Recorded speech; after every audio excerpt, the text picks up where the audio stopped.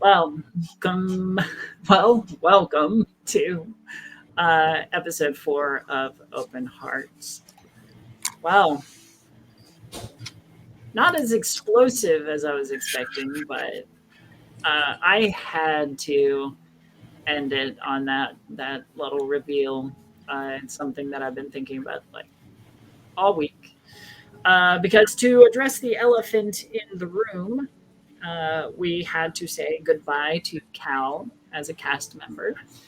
The reasons are private and won't be sharing them here or anywhere. So we just want to wish Cal best, and he always has a place on this cast. He's fantastic, and hope that he can come back one day. But for the time being, I have to figure out something to do with Reese because I don't want to just disappear him, even though that's kind of what I did. But I promise that there's a deeper conspiracy behind it that will be revealed in future episodes. We have to wait 2 weeks for that, at least. At least 2 weeks to start to actually get to the bottom of that. You're wrong for that. You're evil. Absolutely. You're wrong for that. You're like, I had to end it. No, you didn't. You didn't have to end it with that. To be fair, I've been working up to that the whole episode. I was actually going to have Val discover the car, but because of Val's machinations, they never ended up in a place that I could. No, I get it. Have them We're find the just car. like messing with you. And then I had waited for Robin to check the trunk.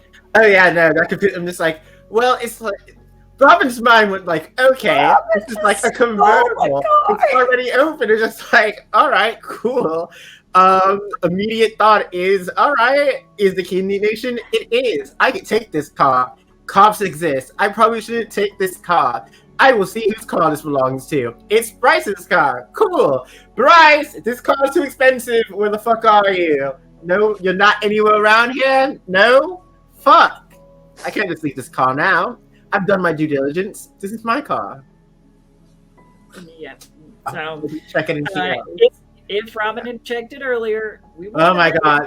Yeah, it would not have been with that. It would have. Would have been very more frantic calls to everyone. Oh yeah. Oh yeah. It's like that call with Mason would have went very differently. The call to Val would have been very differently. So I'm not going to say this is your fault, Robin, but it's absolutely my fault. This is Robin's fault. I take the blame. I take the L on this. But I will say, it was still a good ending on the fact that it ended with like Robin finally getting some answers to the question that they pose from the first scene, which is, oh yeah, where the fuck is Reese though? Yeah. They're just like, oh, Reese isn't actually celebrating. Well, he's probably out doing something else. Goes to his job, happenstance. Oh, he's not here, doing something else. Where is he? Peculiar. Sees Bryce's car. Okay. This is getting a bit out of straits. I was afraid that when you found the car, you were going to find, like, bodies. Yeah. Like, I was so terrified you were going to find Bryce and Reese's bodies. And I was just like... Please no. When it came to popping up in that trunk, I'm just like, it's either I'm going to... I know that my immediate thought was there are one of two bodies in this car, and I know it can't be one of them, which means there's a dead Bryce in this car. Opens trunk. Oh, no dead Bryce. But bloody jacket, which even I don't even. At least I don't have a corpse. I would have been okay with having a corpse.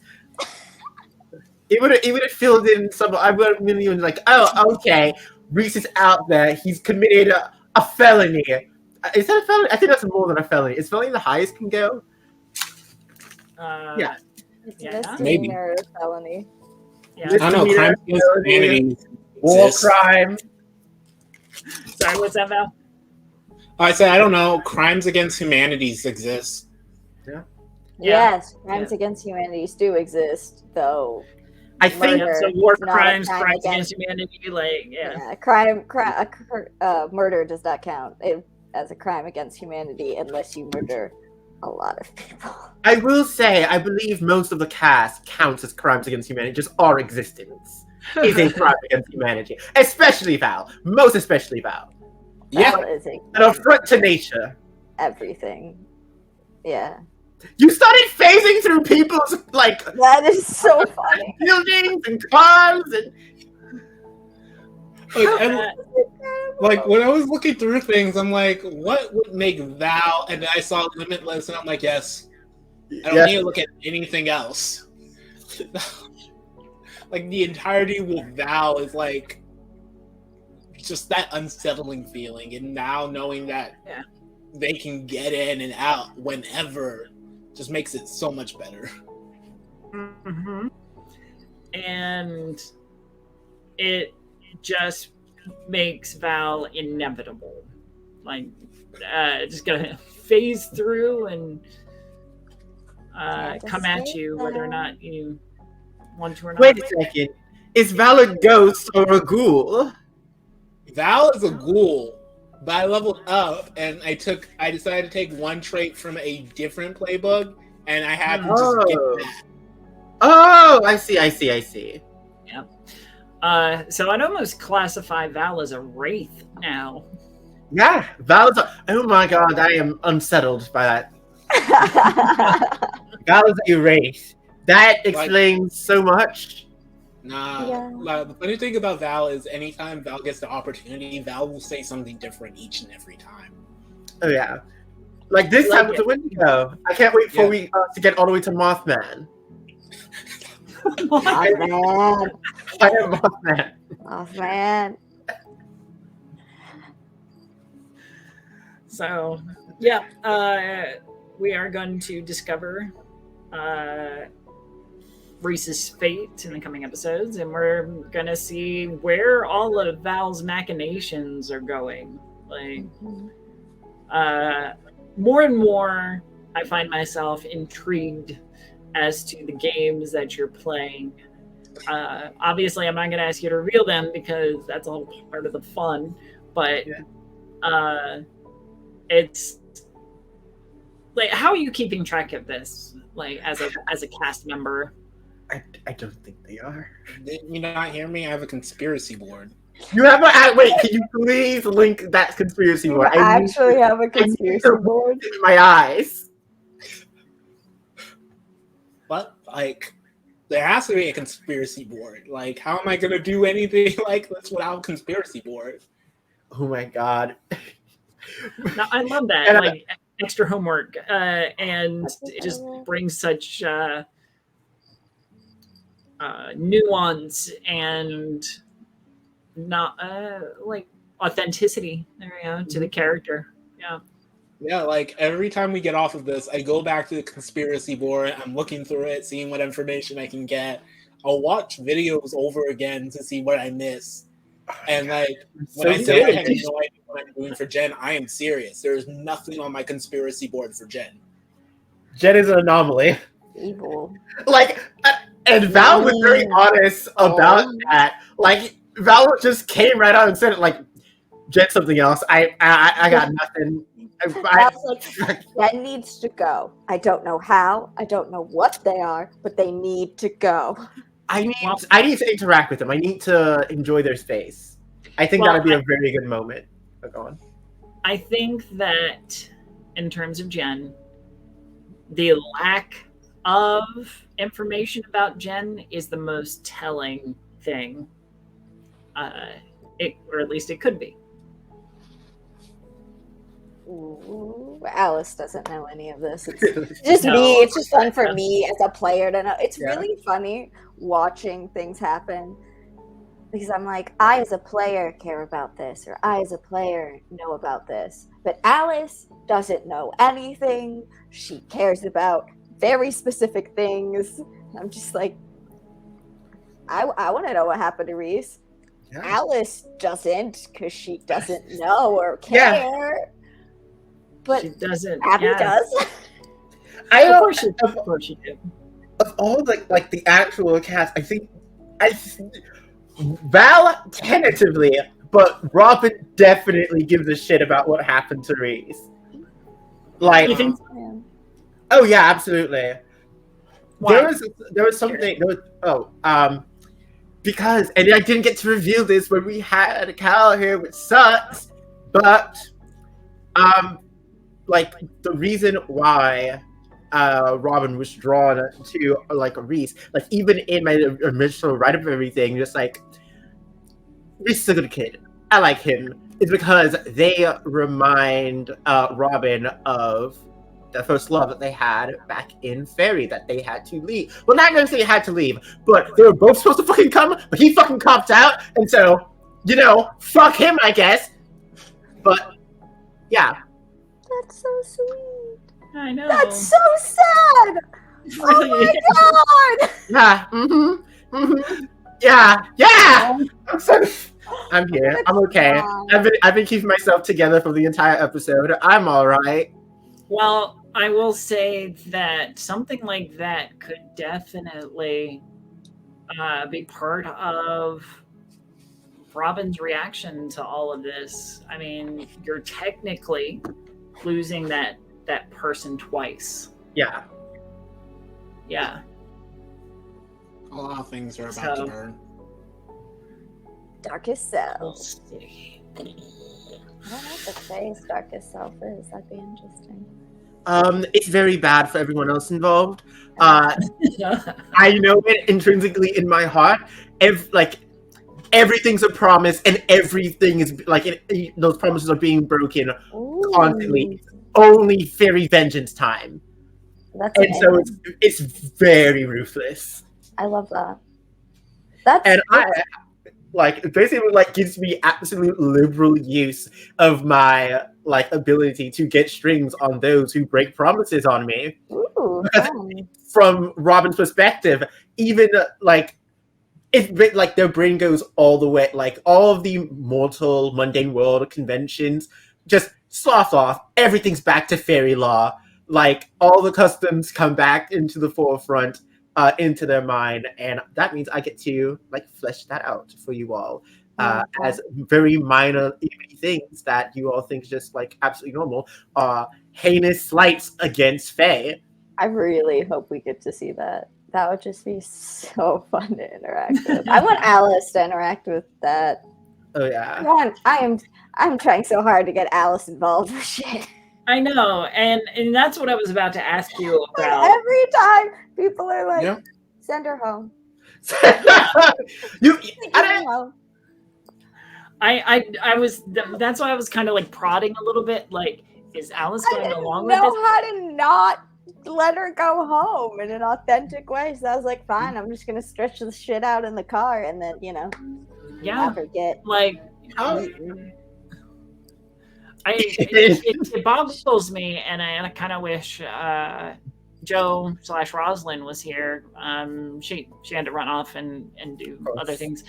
But to kind of answer to this, because it seems that I don't know, she has this misguided sense of protection over Alice.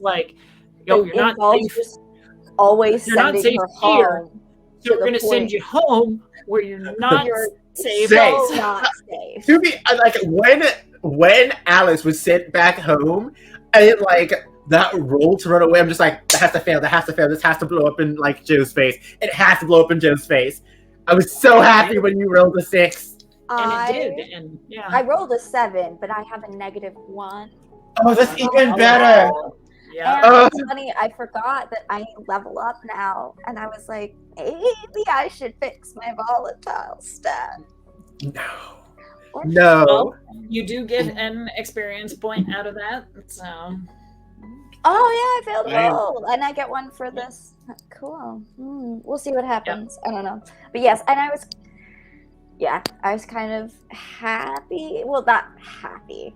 I liked for the story that I failed the roll. I thought it was important because it's the first time these things she has talked about to Rosalind, that these things that Reese had brought up to Robin is actually happening in gameplay. That Val has referenced. Everyone knows about it, but it hasn't actually happened. Until now. Yeah. Yeah, and that's why at the end I was like, yeah, I think she's gonna fall asleep, and we're just gonna see what happens with that. She's not gonna we might have to discuss that a little bit off of this.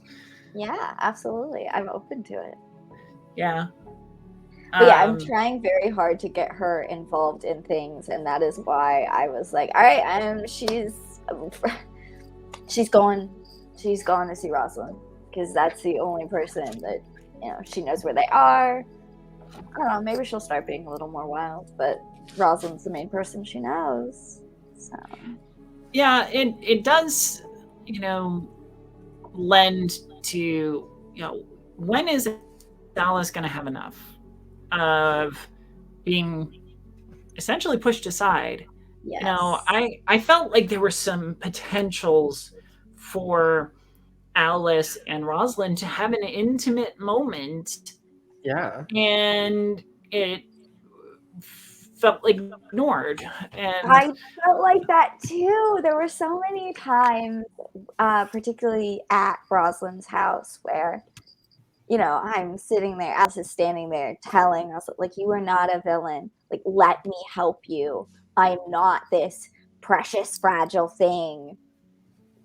Also, I think something that's going to come up with Alice is everyone's like, oh, you're fragile. And she's like, I have been through shit. I am not as fragile as you think I am.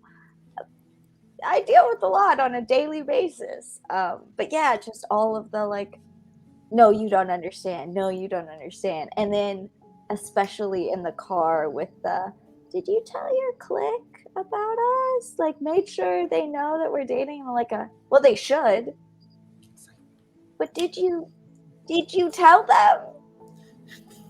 They should just know. They should be able to read my mind. So I think it'll be very interesting to see. I don't know what's going to happen between Rosalind and Alice, because there's a deep love there from both sides. But yeah. I think Alice is.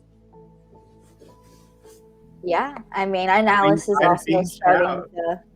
Yeah, she's tired of being pushed out, and also doesn't feel like she fits into Rosalind's world, and everyone around Rosalind is also saying, you don't belong here.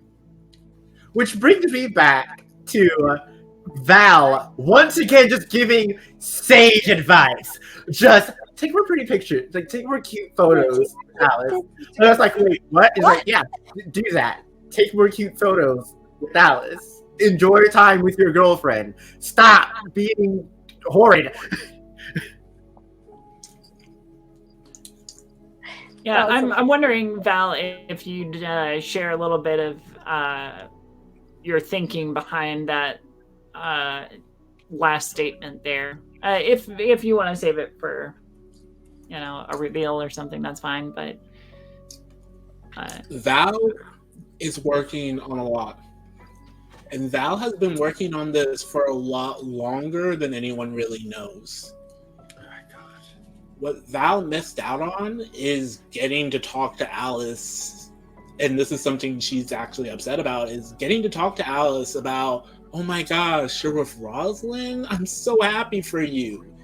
And getting that moment to kind of gossip with Alice. So that moment of like all of this, okay, we have this big plan. We have to take out Jen. I have to start this fire. I have to make sure Rosalind doesn't go astray when everything comes together. And that moment, Val pauses, looks over to Rosalind, and kind of remembers that, hey, Rosalind actually gets to have a life after all of this. And while Val's life is already gone, Rosalind's not. So Val takes a moment to just kind of tell Rosalind, hey, live. That's so sweet.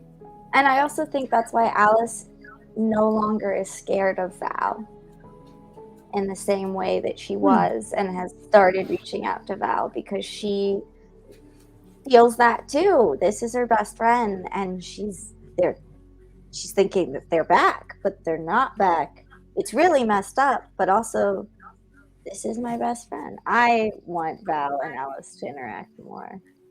That would also kind of explain, like, with Alice no longer seeing Val as a source of like fear, would explain why Val stopped stalking Alice. It was just like their hunger feeds on fear, and there is no more fear to be gained from Alice. So now I can actually use my hunger as a tool, a weapon, as it were, to make sure my best friend has a good life after all this shit is said and done. It's so sweet. Or die again trying, I guess. Oh. Yeah, or that. It does. Oh, sorry, go ahead. I don't have anything to say. I just said that would be tragic. Yeah, it would. If you don't mind me revealing a little bit, Abby, that this is the second iteration of Alice. Yes. We played this we played a private game, and there were similar themes, and like that one, and in this one, I feel like nobody knows how to deal with the domestic abuse issue that Alice is facing. Yeah. Like, everybody seems to, skirt around it and be like, well, it's not that bad or something. I have noticed that it does seem almost worse with this game, and maybe that's because I haven't brought it up a lot, but I have started doing it more. I mean, it's a hard issue, and it's not a light issue, and I also, God forbid, do not want to make any of my fellow cast members uncomfortable or not want to deal with these things, but also I think it's important to deal with. And so I think it's an important thing to Alice, and I think that's why, like, if you hadn't already started with the whole your dad's in a mood when I came home, I was kind of going to make things happen. Sure. Where something like that was going to happen, because I think at the core, this is something that Alice faces all the time, that she just pretends she's okay with every time she's out and about, but it's kind of crushing her. So it is. I think it'll be interesting now that it's getting worse. Sure. To see what the other characters who interact with her, which is everyone at this point, what they do with that. I'm interested to see that. Up to this point, the harm has been invisible to an extent, but now is the opportunity to show it physically through your descriptions and stuff of the damage that Alice has taken. Now, that's not to say that other forms of abuse aren't as valid either. I know quite a few people in my life who've been with emotionally abusive partners, and those wounds are invisible, but just as real. But just as real, just as deep and traumatizing. Well, and I think with Alice as a character, it's important she deals with that too. But it's not just that. And so with this specific character, to skirt around any of it, to me, would be dishonest. And so the fact that her mom let her out after her supposed girlfriend or friend is with someone else, because she knows no matter what, this is going to hurt her way worse than grounding her. Did they know that you're a selfish child, a deceitful child? And then also just the culmination of some physical abuse, I think, for the character of Alice I have created.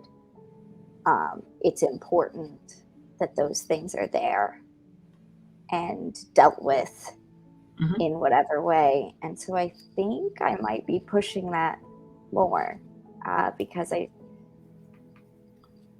to me, it's a very important part of her. It's also important to me as a player to showcase that this happens in the most authentic and honest way possible, so that the seriousness and tragedy of it all is addressed. Absolutely. Sorry, go ahead. Just continuing off from there, like looking at everything from like a storyteller's perspective, how all of the story threads have been culminating, it speaks so much volumes that the cast member, and by extension character, that had the most realistic and perspective of this to try to help Alice in an actually meaningful way is Cal, who is and so as all of these things have been ramping up steadily, it's getting to that point where, and then the big reveal, even with the line that I had as Robin of, "Hey Val, you're got all these other characters set up. Where's the hero?" Yeah. And then opens trunk, bloody bat, bloody jacket. Yeah. Hero gone. Fuck. Yeah. I agree. Which kind of puts a whole lot of onus on Robin, because Robin's the only one who knows Reese's perspective, and also how much he actually gave a shit and why he gave a shit about Alice. And so just that responsibility kind of falls on Robin's shoulders of, what do I do with this? Sure. And that often happens when we lose someone, whether through death or just they're no longer in your life, in your area, whatever. Sometimes the burdens that they had taken on can fall to others. But in our last minute or so, I do want to earnestly put out there that if any of our viewers believe that they may be going through or in an abusive relationship, whether with family or a partner, spouse, what have you, to try and seek help if you can at all. I know it's very hard, and a lot of times that people feel trapped. Oh, shush you. Sorry, my phone. I forgot to put it on silent. Might feel trapped or have nowhere to go. But there is a national domestic violence hotline. So there's always someone standing by ready to help. And that number is 1-800-799-7233. That's 1-800-799-7233. That is the National Domestic Violence Hotline. So if you know someone who's going through an abusive relationship, reach out and offer support, care, and try to find some help. Thank you all for watching, and we love you very much, and we hope to see you all next week. Thank you again. Love you.